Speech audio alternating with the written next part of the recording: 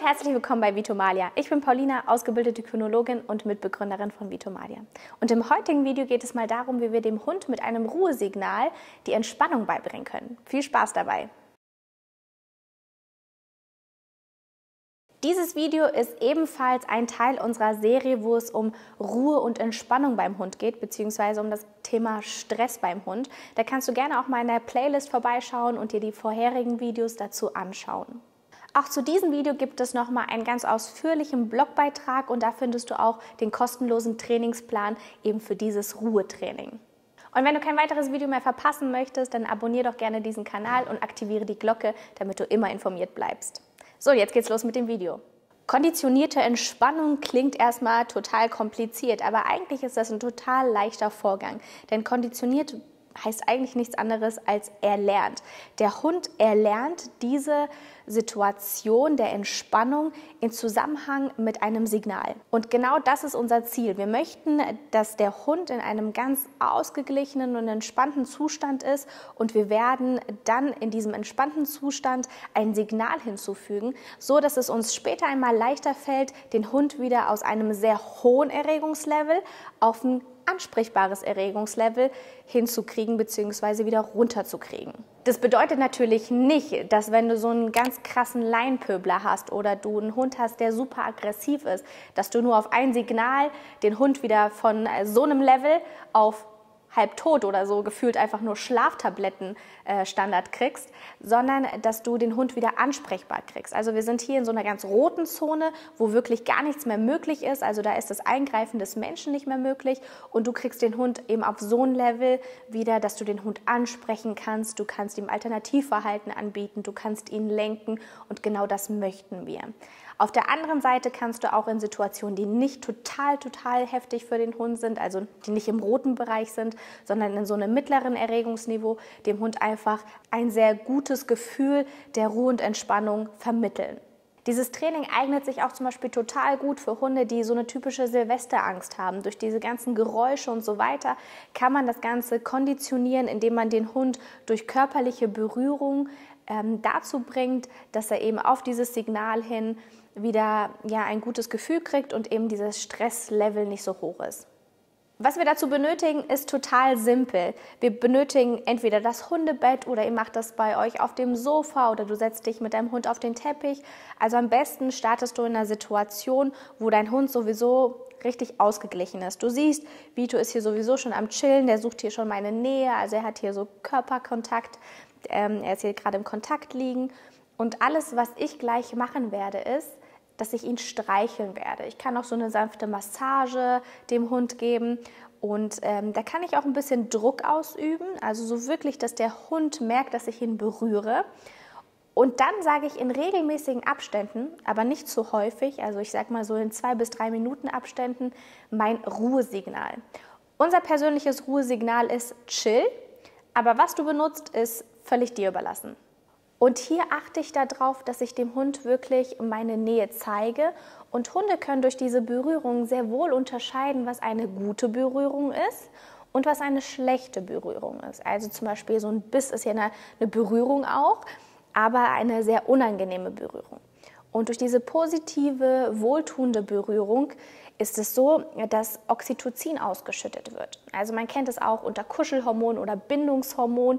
Und das Oxytocin wirkt entspannend auf den Hund. Also gerade in Situationen, wo der Hund ein hohes Erregungsniveau hat, kann dieses Oxytocin extrem hilfreich sein. Und hier versuche ich auch wirklich immer eine Hand am Hund zu halten, also dass ich nicht mit beiden Händen den Hund loslasse, weil vielleicht kennst du das ja auch von dir, wenn dich jemand massiert oder krault und auf einmal aufhört, dann denkst du dir so, was ist denn da los?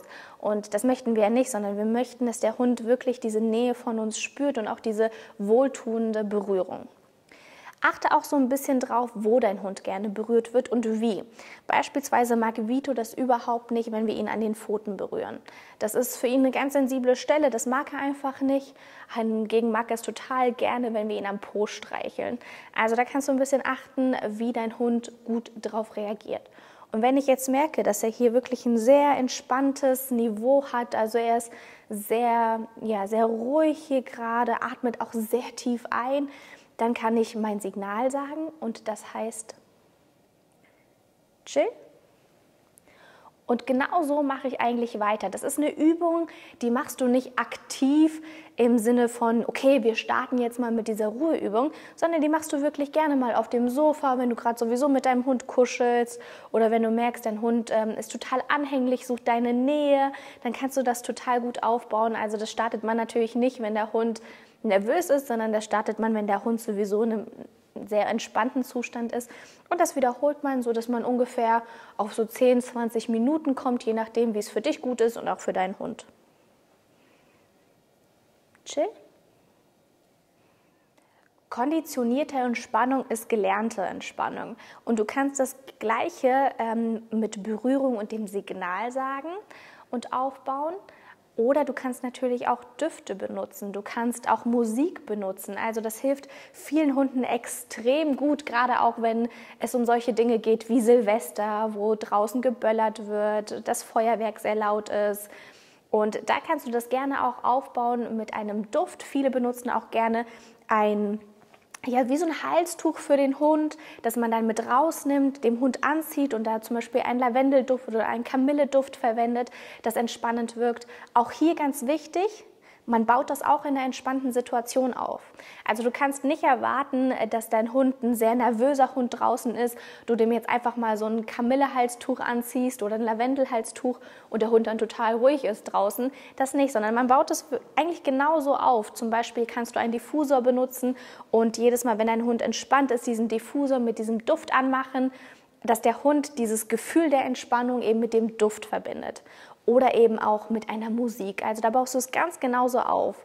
Und wie das Ganze aufgebaut wird, kannst du natürlich nochmal im Trainingsplan nachschauen und dementsprechend an eure Situation nochmal anpassen. So, bau jetzt am besten dieses Ruhesignal regelmäßig über Tage, Wochen oder Monate, je nachdem, wie es bei deinem Hund funktioniert, auf in wirklich sehr entspannten Situationen, wo es deinem Hund sowieso sehr leicht fällt. Und dann kannst du das Ganze natürlich auch noch in Situationen dann nehmen, wo das Erregungsniveau höher ist. Und da kannst du dann das Ruhesignal benutzen. Also wenn du merkst, dass dein Hund ein bisschen nervöser ist, dann kannst du ihn einfach durch das Chill, wie bei uns jetzt beispielsweise, ein bisschen runterfahren. Und ganz wichtig, in solchen Situationen kannst du das Chill benutzen, also das Ruhesignal, und dann direkt ein Alternativverhalten von deinem Hund fordern. Sagen wir mal beispielsweise, ihr seid draußen unterwegs, in der Leinenführigkeit, in der Orientierung und dein Hund ist gerade sehr nervös, dann, weil er etwas gesehen hat und das jetzt irgendwie ein bisschen beobachten möchte, dann kannst du selbstverständlich dieses Chill sagen, damit der Hund wieder ein bisschen runterfährt und dann beispielsweise ein Weiter und Weiterlaufen an der Leine. So, du merkst, dass Vito wirklich hier entspannt ist und das, obwohl hier überall Kameras sind. Und genau das ist das Ziel. Also wirklich den Hund in eine ganz entspannte Situation bringen und dann immer mal wieder das Chill sagen. Das war es auch schon zu dieser Übung. Das ist eine super, super leichte Ruheübung, die du mit deinem Hund machen kannst. Eine Übung, die du aber auch regelmäßig wiederholen musst. Also das ist nicht etwas, das du einmal beibringst und dann beliebig in stressigen Situationen nutzen kannst, sondern man baut das wirklich sehr nachhaltig auf und frischt es auch immer wieder auf. Also das kannst du ganz gerne immer mal wieder beim Kuscheln mit deinem Hund nutzen. Denk auch dran, dass du dir den Trainingsplan noch kostenlos runterladen kannst. Den findest du im Blog, der ist nämlich unten in der Infobox verlinkt. Und falls dir das Video gefallen hat, gib uns doch gerne einen Daumen nach oben, das freut uns immer sehr. In diesem Sinne, halt die Ohren steif, immer der Nase nach und bis zum nächsten Video. Mach's gut, tschüss!